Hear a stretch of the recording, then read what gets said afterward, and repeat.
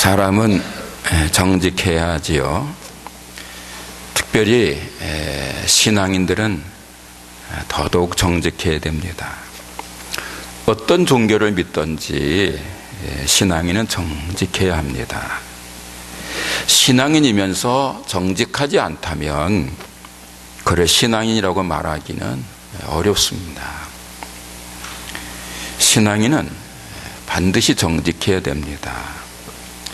그런데 현실 써보면은 신앙인의 한 사람으로 부끄러운 게 있어요. 때로는 내가 신앙인으로 말한다는 게 참 민망하다 그럴 때가 있어요. 그 중에 하나가 뭐냐면 통계가 정직하지 않다는 거예요. 한국에 많은 종교가 있잖아요. 그 한국 안에 있는 그 모든 종교의 신도수를 합치면요, 한국 사람 전체보다 많답니다. 이게 무슨 말이냐 하면 2013년 현재 한국민 전체 수가 5천만 명 이렇게 되지 않습니까? 그런데 한국 안에 있는 각종 종교가 이제 자기들의 신도수 발표하는 걸 다 합치면 5천만 명이 훨씬 더 된다는 거예요. 그러면 한국 사람들 중에는 아무것도 안 믿는 그 무종교인 종교인들도 상당수 있거든요. 그러면 당연히 한국민 전체 수보다는 종교인 수가 적어야 되는데 이상하게 종교인 수가 더 많다는 거죠. 왜 그래요? 각 종교 단체에서 발표하는 그 신도수가 과장되어 있는 거예요. 소위 거품이 껴 있는 겁니다. 각 종교마다 자기네가 얼마나 큰지를 과시하기 위해서 그 신도시를 아주 부풀려서 발표했기 때문에 전체 인구수보다 종교인의 수가 많은 거예요.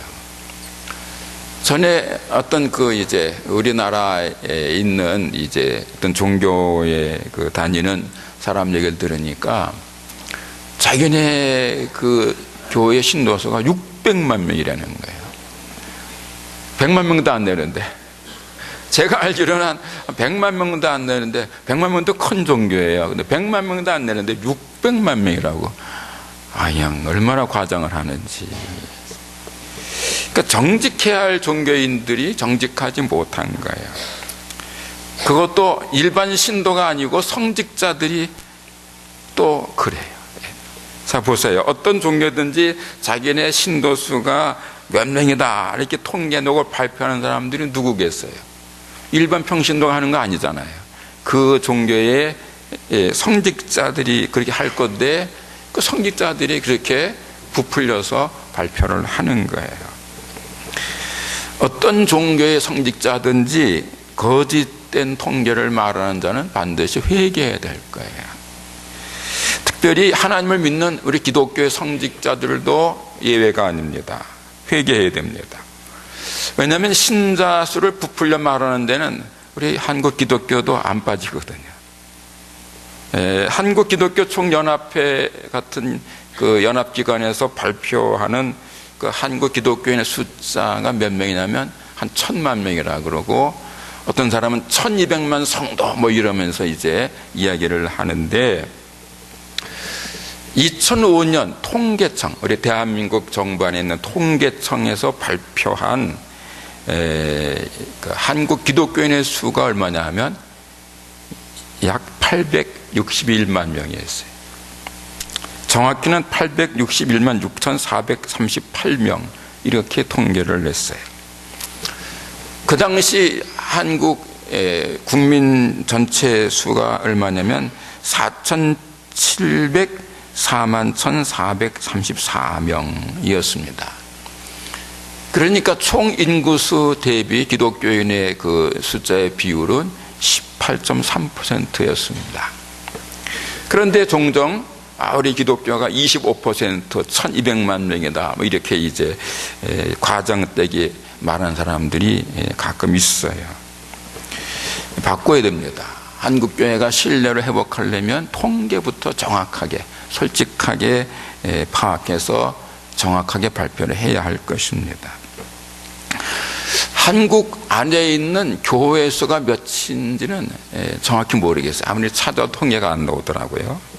그런데 한 5만 개 또는 6만 개 뭐 이런 이야기를 합니다.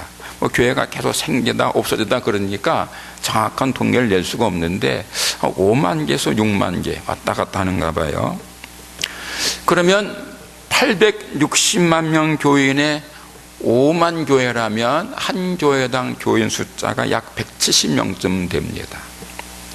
아주 이제 크게 이제 그 과정 때 말한 사람들 말을 인정해서 1200만 명이라 하더라도 1200만 교인의 교회가 6만 개라면 한 교회당 교인 수는 200명입니다. 근데 그건 어른말만이 아니라 아기들까지, 갓난 아기까지 다 포함해서 그러는 겁니다. 그러면 괜찮은 거예요. 그런데 사실은 한국 교회의 한 70에서 80% 정도는 교인 전체 수가 100명 이하다. 뭐 그런 통계도 있습니다. 우리 교회는 어떠냐? 좀 이따 말씀드렸는데 우리 한일교회가 속해 있는 대한예수교 장로의 통계에 의하면 우리 교회 속해 있는 그 대한예수교 장로의 통합직 교단인데 좀 창피한데 이 대한예수교 장로회라는 교단이 200개가 넘어요. 이거 다 똑같은 게 아니에요.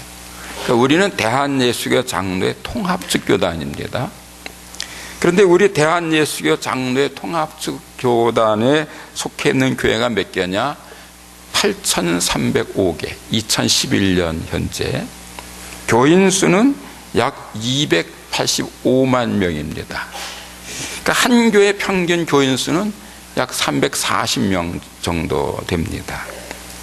그런데 사실을 말하면 대형 교회들 몇만 명씩 모이는 교회를 빼면 한 교회당 어린아이를 포함해서 200명이 안 될 것 같다는 생각이 듭니다. 우리 대한예수교 장로회 통합직 교단의 전체 1년 재정은 보고에 의하면 다 보고하거든요. 해마다 다 보고합니다. 다 보고해서 통계를 내보니까 약 1조 2,500억 원이었습니다. 그러니까 교회 평균으로 치면 약 1억 5천만 원 정도입니다. 자, 그러면 여러분들이 궁금할 거예요. 우리 교회는 어느 정도인가? 우리 교회는 교인이 몇 명이고 재정은 어떤지 궁금한 분들이 있을 건데 정확하게 말씀을 드리면 어린아이까지 다 포함해서 교회 나오는 사람들, 안 나오는 사람 말고 교회 나오는 사람들, 우리 교회 요람에 그 이제 기록되어 있는 가족까지 다 따지면 한 950명 정도 됩니다. 근데 그 중에서 안 나온 사람 빼고 정말 교회를 이제 1년에 한두 번이라도 나오는 이런 사람들을 다 이렇게 계산하면 어린아이까지 포함해서 한 520명 정도 됩니다. 뭐 별로 해서 이게 과정 없습니다. 만약에 조금 잘못되면 10명 아니면 많아 20명 정도 차이가 있고 520명 정도입니다. 작년에 우리 교회 재정 결산은 얼마였냐면 특별 헌금까지 포함해서 5억 1,700만 원이었습니다. 그러니까 이 교인의 숫자나 또 재정 같은 외형적 규모로 보면 우리 한일교회가 어느 정도냐 하면 한국교회 전체 중에 10% 안에 듭니다. 좀 더 구체적으로 설명드리면 우리 교회가 속해 있는 대한예수교 장로회 통합직 교단에 65개의 노회가 있습니다. 그 65개의 노회 중에서 우리 교회가 속해 있는 노회가 함해노회인데 함해노회의 규모가 어느 정도냐 하면 15위 안에 듭니다. 15위, 13에서 15위. 그러니까 우리 함해노회가 우리 교단에서 큰 노회입니다. 그리고 우리 교회는 그 함해노회 안에 있는 270개 교회, 우리 하매노회가 교회 수는 제일 많아요. 교인 수는 제일 많지 않은데 교인 수는 평양노회라는 데가 제일 많고 교회 수로는 우리 하매노회가 제일 많습니다. 270개 교회. 근데 그 270개 교회가 있는 우리 하매노회 안에서 우리 한일교회는 20등 안에 듭니다. 22 안에. 그러면 10% 안에 드는 거고요. 또 우리가 사는 이 송탄 지역에 한 200여 개 교회가 있는데 그 중에서 우리 한일교회도 역시 10% 안에 듭니다. 왜 이런 말을 하느냐 하면 우리 교인들 중에는 우리 교회가 이렇게 아주 작은데 이게 작다고 생각하는 분들이 있어요. 하도 뭐 몇만 명, 몇 천 명, 뭐 몇십만 명씩 이렇게 모이는 교회가 있다 보니까 우리 교회는 아주 작은 교회인 줄로 이렇게 생각하고 어떤 분은 누가 그러더라고요. 아이고 작은 교회가 뭐 그러더라고요. 그런데 사실을 말하면 작은 교회가 아닙니다. 그만큼 우리 한국 교회가 이렇게 크지를 못해요. 대부분의 교회가 작아요. 거기에 비하면 우리는 큰 교회예요. 사실은 10% 안에 드는 교회입니다. 이 규모상으로 볼 때. 그럼 보세요. 한 학교에 한 반에 학생이 100명이 있어요. 100명 중에서 10등 안에 들면 우등생입니다. 그렇잖아요. 1000명 중에서 100등 안에 들면 그 10% 안에 들면 우등생인 거예요. 물론 아주 1% 안에 들면 더 좋지만 그러나 극소수고 10% 안에 들면 우등생이잖아요, 그게. 그래서 성적을 낼 때도요, 그 이제 대학교나 이런 데서, 신학교 이런 데서도 10%면 A 붙여요. 우리 이 박사님 그렇지요? 그 10% 이내로 5% 이게 A나 A 플러스 주고 그러는 거예요. 그러면 어느 단체나 그 구성원의 10% 안에 들면 훌륭한 거예요. 여러분은 훌륭한 교회 성도들입니다. 안 믿어지시는가 봐. 문제는 우리 한일교회가 그 외형적으로는 한국교회 중에 10% 안에 드는 그래도 어느 정도 규모 있는 교회인데 문제는 내적으로, 영적으로, 신앙적으로도 그 10% 안에 드는 아름다운 교회이냐, 이게 문제예요. 여러분, 우리 한일교회 이름이 왜 한일교회인 줄 아시죠? 모르는 사람들을 위해서 말씀드리면 저도 모르고 왔어요. 모르고 한일교회 와가지고 처음에 와가지고 왜 한일교회냐 물으니까 누가 대답해 주더라고요. 처음 우리 교회가 1914년 3월 17일 날 이제 창립을 했는데 그때 이름 짓기를 대한민국 안에서 믿음, 소망, 사랑에 제일 가는 교회를 만들자, 그런 뜻에서 한일교회다 이렇게 줬다는 거예요. 한국에서 제일 가는 교회, 믿음, 소망, 사랑에서. 자, 그런데 그 우리 한일교회가 이름 그대로 한국교회 전체 안에서 믿음, 소망, 사랑에 1등 가고 있는가? 10% 안에 드는 교회인가? 이게 이제 문제고 숙제입니다. 여러분들은 어떻게 생각하십니까? 여러분들이 섬기고 사랑하고 있는 우리 한일교회가 영적인 면에서, 신앙적인 수준에서 어느 정도라고 생각하십니까? 잘 모르실 겁니다. 사실은 저도 잘 모릅니다. 우리 한일교회 성도들의 신앙 수준, 영적 수준, 그 내적 수준이 어느 정도인지 저도 잘 모릅니다. 왜냐하면 한 사람의 영적 수준, 신앙 수준은요, 그 사람 자신도 모르고 남도 모르고 오직 하나님만 아시기 때문입니다. 잠언 16장 2절에서 이렇게 말씀을 해요. 사람의 행위가 자기 보기에는 모두 깨끗하여도 여호와는 심령을 감찰하시느니라. 잠언 21장 2절에서도 아주 비슷하게 말씀합니다. 사람의 행위가 자기 보기에는 모두 정직하여도 여호와는 마음을 감찰하시느니라. 무슨 말이에요? 사람들 대부분은요, 자기는 꽤 괜찮은 사람인 줄로 알아요. 자기는 착한 사람, 좋은 사람인 줄로 알아요. 자기는 믿음이 꽤 수준이 있다고 여겨요. 그런데 하나님 보실 때는 아닌 사람도 있다 그 말이에요.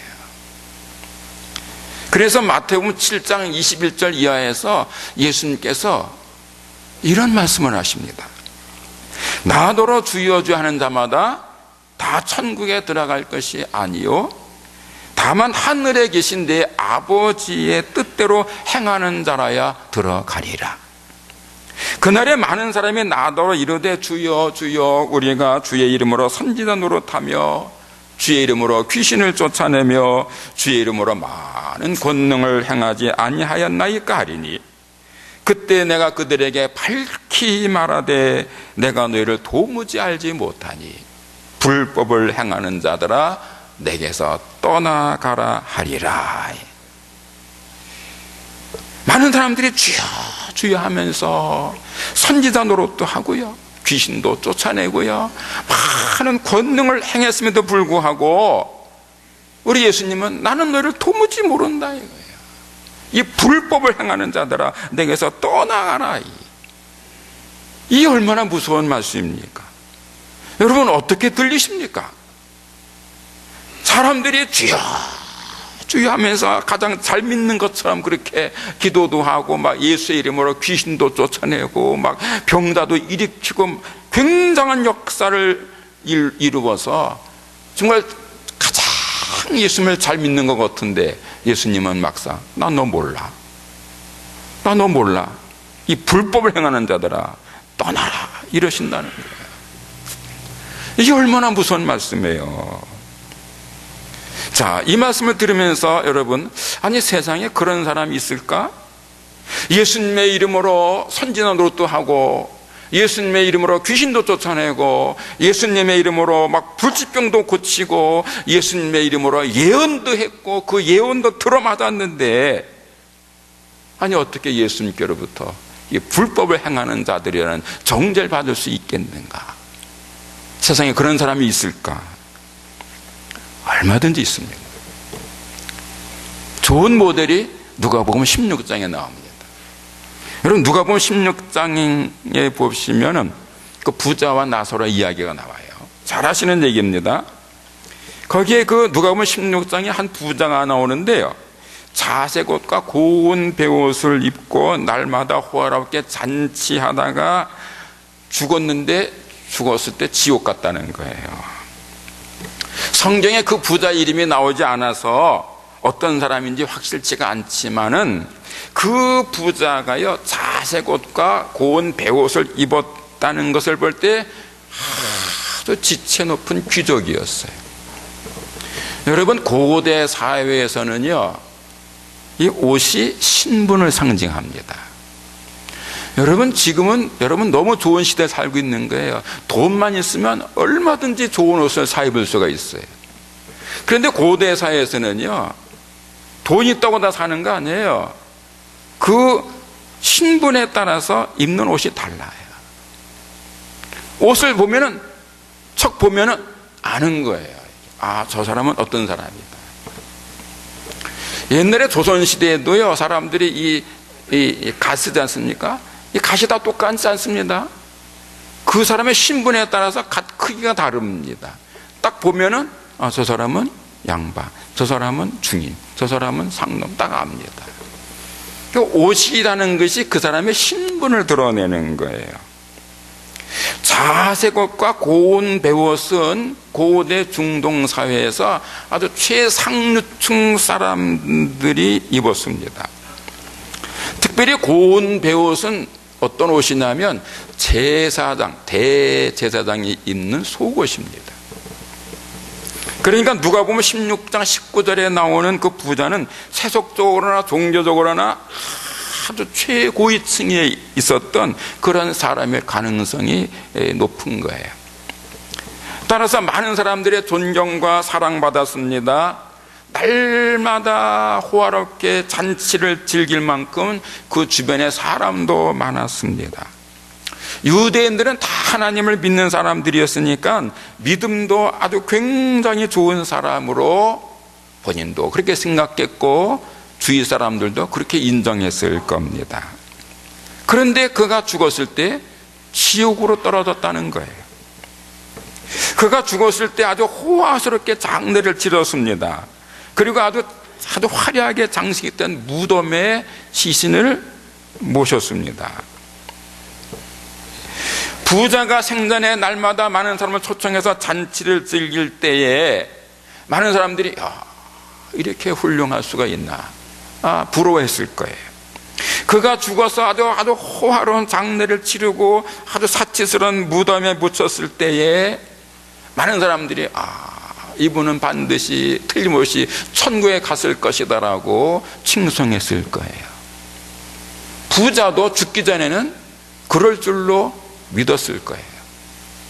그런데 막상 죽고 나니까 본인이나 다른 사람들의 생각과는 정반대로 지옥불에 떨어졌어요. 사람들의 생각과 믿음이 주님의 판단과 달랐기 때문입니다. 여러분, 사람들은 대개 겉을 봅니다. 겉모습을 보고 사람을 판단합니다. 반면에 하나님은 그 사람의 중심을 보십니다. 그 사람의 영혼의 상태를 보시고 그 마음을 보시고 사람들이 알지 못하는 그 사람의 내면의 세계와 숨겨진 행실을 보십니다. 그래서 주여 주여 한다고 다 천국으로 인도하지 않습니다. 여러분, 어떤 사람의 영적 수준과 신앙 수준의 진실은요, 사람은 모르는 거예요. 정확하게 아시는 분은 하나님 뿐이십니다. 그러므로 예수님을 믿는 모든 그리스도인들은 그 예수님께로부터 인정받는 성도 되기 위해서 부단히 애쓰고 수고해야 할 것입니다. 자신의 믿음이 성경적인 바른 믿음이 되도록 더욱 말씀을 상고하고 순종하기를 힘써야 하겠습니다. 오늘 본문에 나오는 베레아 사람들처럼 아주 간절한 마음으로 말씀을 받고 그 말씀을 성경에 비추어 보아서 성경 말씀과 맞으면 절대 순종해야 하겠습니다. 여러분, 오늘 본문 11절에서 베레아에 있는 사람들은 데살로니가에 있는 사람들보다 더 너그러워서 간절한 마음으로 말씀을 받았다, 이렇게 말씀하고 있는데, 이 베레아라는 동네에 살던 사람들은 정말로 마음이 아주 크고 너그럽고 신사적이었던 것 같습니다. 그래서 사도 바울이 전하는 말씀을 아주 진지하게 간절히 받은 것입니다. 이게 중요합니다. 말씀 받을 때는 진지하게 받으셔야 됩니다. 간절한 마음으로 받으셔야 됩니다. 이 베레아라는 곳은 어떤 곳이냐면 이 그리스에 있어요. 그런데 그 데살로니가라는 도시가 있죠. 그리스에서 두 번째로 큰 도시입니다. 한국으로 치면 부산 같은 아주 큰 항구 도시인데, 그 데살로니가에서 서쪽으로 한 100리쯤 떨어진 곳에 베레아라는 동네가 있습니다. 제가 이제 성경을 이제 보다가 베레아 사람들은 데살로니가 사람들보다 더 신사적이었다. 전에 성경은 그렇게 나와요. 더 신사적이었다. 또 우리 지금 쓰는 개정 개혁판에는 더 너그럽다. 표준세번역 성경에는 더 고결하다, 이렇게 나오는데, 왜 베레아 그 사람들이 데살로니가 사람들보다 더 신사적이고 너그럽고 고결한가? 그 이유를 잘 몰라서 궁금했어요. 그런데 여러 해 전에 그 베레아를 가봤어요. 가보고 나서 이래서 그렇구나 하는 게 이해가 좀 됐는데, 그 베레아라는 동네가 아주 좋은 동네예요. 이 뒤쪽으로 이렇게 산이, 높지 않은 산이, 아름다운 산이 쭉 평풍처럼 둘러쳐져 있고요. 그 산 기슭에 동네가 이렇게 쫙 있는데 그 앞에는요 아주 굉장히 넓은 들판이 있어요. 얼마나 넓은지 모르겠어요. 산이 안 보고 그냥 그 쫙 이렇게 그 평야가 펼쳐져 있는데 거기에 각종 뭐 포도나무, 무화과 뭐 여러 가지 그 많은 농산물들이 거기서 길러지고 있더라고요. 그러니까 아주 풍요로운 동네예요. 아주 아늑하고 풍요롭고, 그래서 사람들이 마음도 풍요로워지는 거예요. 반면에 데살로니가는요 항구예요. 바닷가예요. 여러분, 바닷가 사람들은 좀 거칩니다. 또 바닷가 분들은 죄송해요. 근데 바닷가에 사는 사람들은요 이게 좀 거칠어요. 늘 파도 치는 거 보고 바람 보고 그러기 때문에, 그래서 이 배 타는 사람들이 좀 거친 면이 있어요. 여러분, 사람은 주위 환경에 영향을 받습니다. 그건 뭐 굉장히 중요한 거예요. 그런데 그 베레아라는 그 동네가 아주 아늑하고 풍요로운 동네예요. 그러니까 사람들도 여유가 있었던 것 같아요. 그래서 이 데살로니가 사람들로서는 대단히 기분 나쁘겠지만은 성경에서 베레아 지역 사람들이 더 신사적이다라고 말하고 있는 거고요. 그리고 그것은 바울의 행적을 볼 때 사실이에요. 이제 사도행전 16장에서부터 쭉 읽어가면은 사도 바울이 아시아에서 복음을 전하는데 어느 날인가부터 이 전도가 막힙니다. 전도가 안 됩니다. 그래서 이게 왜 그런가 하고 이제 궁금해하는데 주님께서 밤에 계시하시죠. 너 이제 유럽으로 건너가서 복음을 전하라. 그 마케도니아 사람들이 우리에게 와서 오라 그러거든요. 그래서 이 바울이 이게 그 유럽에 가서 전하려는가 보다 계시로 생각하고 배를 타고 건너가는 거예요. 그래서 바울이 그 아시아에서 복음을 전하다가 배를 타고 그 유럽으로 건너간 사건을 역사의 연구를 쓴 아놀드 토인비라는 아주 그 위대한 그 역사가가 뭐라고 표현했냐면, 바울이 배를 타고 아시아에서 유럽으로 건너간 것은 인류 역사가 바뀌는 한 전환점이었다, 이렇게 말을 해요. 그러니까 이 바울이 이 지금 터키 이쪽에서 전하다가 그리스로 건너간 사건은 인류 문명의 방향에 바뀌는 아주 중요한 사건이거든요. 근데 그때 이 바울이 처음 그 유럽으로 건너가서 전도한 지역이 어디냐면 빌립보예요. 그 빌립보에서 그 귀신 들려서 점치는 여자를 고치는 바람에 감옥에 가고 그런 얘기 나오잖아요. 그래서 빌립보에서 복음을 전해요. 그리고 그 다음에 간 것이 어디냐? 데살로니가예요. 그 데살로니가에 가서 3주일, 석주일 동안 있으면서 복음을 전하는데 거기 데살로니가에 있는 헬라 사람들이 복음을 받아들이는 거예요. 그래서 아주 이제 교회가 세워지는 거예요. 그러자 그 데살로니가에 유대인들이 살고 있었는데 이 유대인들이 시기 질투해가지고 바울을 핍박을 하고 방해를 합니다. 그래서 바울이 그냥 야밤 도주를 해요. 피해갑니다. 여러분, 바울은요 복음을 전하다가 누가 반대하면 맞서 싸운 게 아니라 피해갑니다. 다른 데 가서 전도했어요. 왜? 아직 전도할 때 많거든요. 그러니까 여기서 전도하다가 박해하면 다른 데로 가서 또 전도하고, 또 박해하면 또 다른 데로 가고, 계속 그러고 다녔어요. 그래서 이 데살로니가에서 복음을 전하는데 박해가 오니까 피해간 것이 베레아예요. 그 베레아에 가서 이제 예수님의 복음을 전하는데 여러 유대인들도, 그리고 베레아에 있는 그 헬라인들, 아주 특별히 귀족들이 예수님을 믿은 거예요. 그리고 이 사람들이 바울이 전하는 말씀을 들으면서 이게 진짠가? 혹시 거짓은 아닌가? 이게 궁금하니까 성경을 자기들이 찾아서 연구하면서 이 성경에 맞구나. 그러고는 그 말씀대로 살았다는 거예요. 그래서 이 베레아에서 아주 성경 공부가 열심히 이제 이루어진 겁니다. 근데 그 소문이 데살로니가에 전해졌어요. 그러니까 데살로니가에 있는 유대인들이 아니 바울이 저기 베레아에 가서 전한대, 쫓아가자. 그래서 쫓아와서 또 방해를 놓은 거예요. 그 바람에 바울이 다시 피해서 간 것이 아덴입니다. 자, 이렇게 데살로니가 사람들, 정확하게 말하면 데살로니가에 살고 있던 유대인들은요 이 베레아에 있는 사람들보다 성격이 아주 강팍했던 거예요. 그래서 오늘 본문에서 베레아 사람은 데살로니가 사람들보다 더 신사적이다, 더 너그럽다, 더 고결하다, 이렇게 말씀하는 겁니다. 말하자면 베레아의 사람들, 베레아에서 예수님을 믿은 사람들은 성경 말씀이 인정하는 성숙한 그리스도인들이었던 겁니다. 모든 그리스도인들은 이 베레아 사람들을 본받아야 됩니다.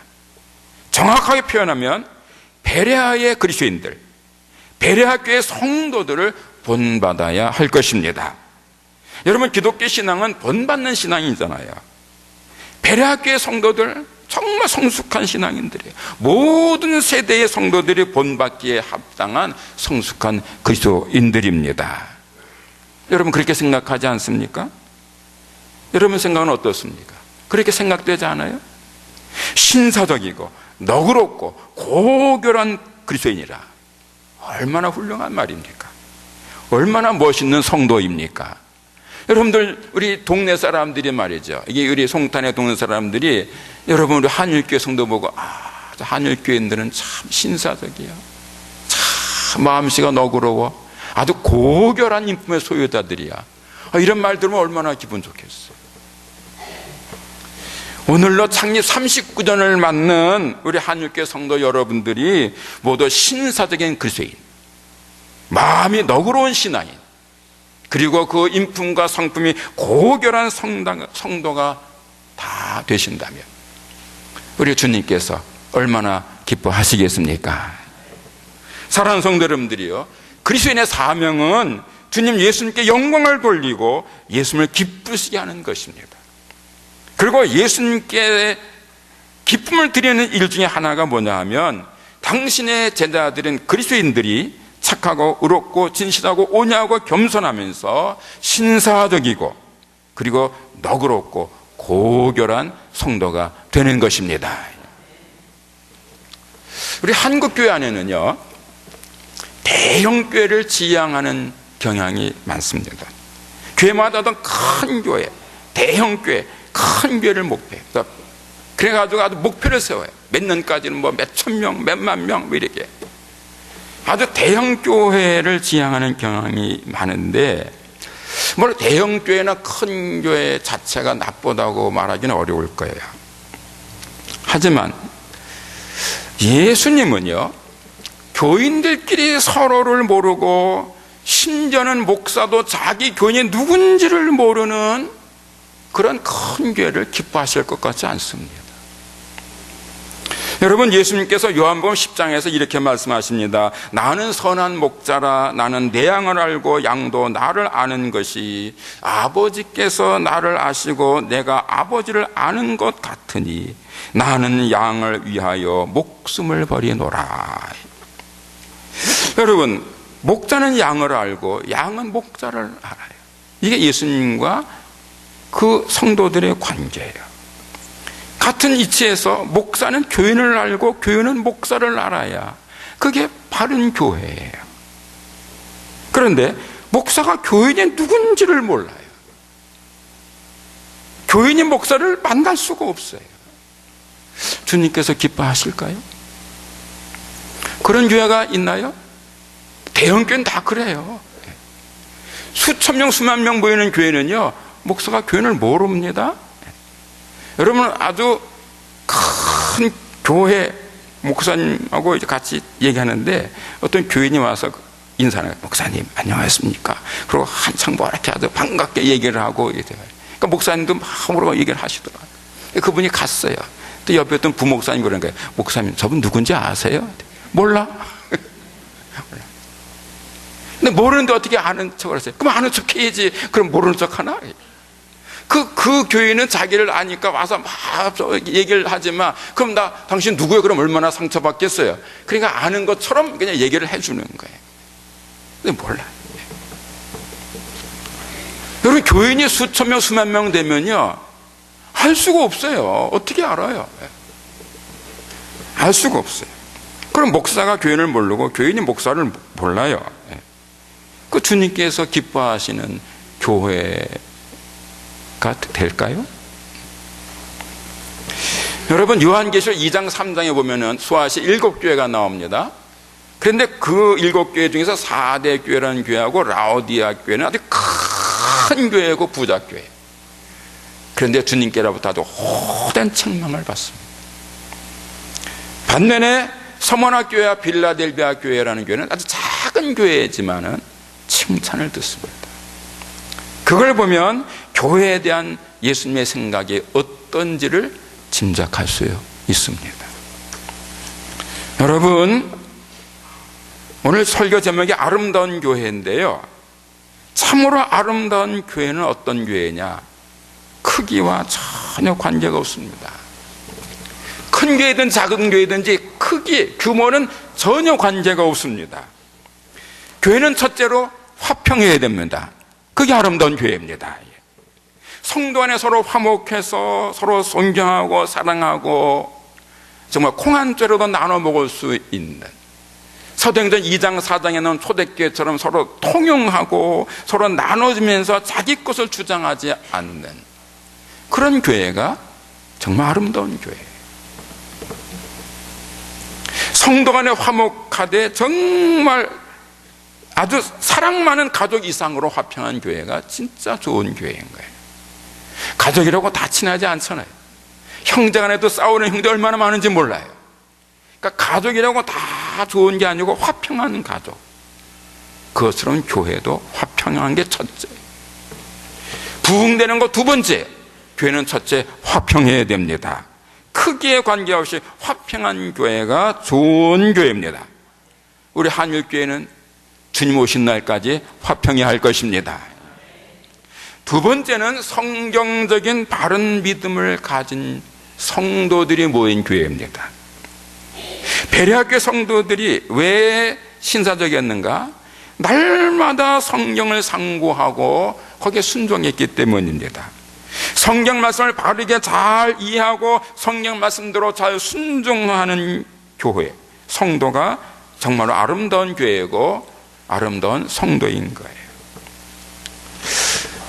우리나라에는요, 이상한 교회도 많아요. 어떤 교회 이제 그 예배하는 그 동영상을 보니까 이게 주일 예배인데 말이에요. 예배 때마다 쓰러져. 목사가 막 이러면 다 쓰러져 그냥. 그 쓰러져 뭐하냐? 막 발버둥 치고 막 그래. 또 그 사람들은 한번 와서 쓰러져고 나야 은혜 받았다 그래. 그 성경에 그런 교회가 있냐 이게. 여러분, 성경에 없는 교회는 참 교회가 아니에요. 성경적이래야 아름다운 거예요. 서울에 어떤 수만 명 모이는 큰 교회 있습니다. 근데 거기 이 강단에다가 이게 뭐 천지창조 같은 그림 그려놓고 하나님 얼굴을 그려놨는데 그 얼굴을 자세히 보니까 그게 목사 얼굴하고 닮았어. 자, 그러면 그 바른 교회예요? 그게? 성경적인 바른 교회입니까? 성경적인 바른 믿음을 가진 교회가 정말 아름다운 교회인 것입니다. 자, 그러면 성경적인 바른 믿음은 어떤 믿음인가? 이단들도 자기는 성경적이라 그래요. 그러니까 성경적인 바른 믿음은 어떤 믿음인가? 참 믿음, 성경적인 바른 믿음에 관해서 아주 좋은 글이 있어서 지금 제가 소개할 테니까 한번 잘 들어보시기 바랍니다. 여러분의 믿음과 한번 비교해서 들으세요. 참 믿음은 어떤 경우에도 주님을 신뢰하는 믿음입니다. 어떤 경우에도 감사하는 마음으로 사는 것입니다. 어떤 경우에도 말씀에 순종하는 믿음입니다. 믿음의 출발은 많이 소유하고 가지고 노는 것이지만 믿음의 완성은 더 많이 포기하고 내려놓는 것입니다. 믿음은 만사 형통을 바라는 것이 아니고 만사 불통의 순간에도 하나님을 놓치지 않는 것입니다. 믿음은 문제 해결의 지름길이 아니라 문제 속에서도 하나님의 섭리를 보게 하는 것입니다. 참 믿음은 최악의 상황을 최선의 상황으로 바꾸는 것이 아니라 최악의 상황에서도 최선의 삶을 살게 하는 힘입니다. 믿음은 감옥문을 열어주는 능력이 아니라 그 감옥 안에서 찬송하게 하는 힘입니다. 진짜 믿음은 감옥을 궁궐로 바꿔주는 것이 아니라 감옥 같은 환경 속에서도 자신의 마음을 궁궐 같은 마음으로 바꾸어 주는 것입니다. 그래서 최악의 상황 속에서도 최선의 삶을 가능케 하고 최악의 조건 속에서 최고의 감사를 하게 하는 힘입니다. 참 믿음은 환경과 형편을 나아지게 하는 것이 아니라 나의 시각과 관점과 해석 능력을 바꾸어 주는 것입니다. 성경적인 바른 믿음은 상황과 처지에 관계없이 이유나 까닭도 없이 주님을 좋아하고 사랑하고 신뢰하는 것입니다. 어떻습니까? 여러분 믿음과 같습니까? 일일이 설명 안 하겠습니다만은 몇 가지만 좀 생각해 보면은 참 믿음은 만사형통을 바라는 게, 우리는 다 만사형통을 바라잖아요. 만사형통을 바라는 것이 아니라 만사가 불통된 순간에도 하나님을 놓치지 않는 것이다. 감옥문을 열어주는 능력이 아니고 감옥 속에도 찬송하게 하는 힘이 바른 믿음이다. 여러분, 오늘은 주님의 십자가 고난을 기리는 고난주일임과 동시에 우리 한일교회가 창립된 지 39주년 되는 주일입니다. 이 귀한 주일에 우리 한일교회가 베레아 교회처럼 주님께 인정받는 아름다운 교회가 되어야 할 것입니다. 정말 이름 그대로 믿음, 소망, 사랑이 있어서 제일 가는 교회가 되어야 할 것입니다. 주님 오신 날까지 화평해야 할 것입니다. 여러분, 한 분 한 분이 화목제물 돼서 주님 오시는 날까지 참 화평한 교회를 이루어가야 됩니다.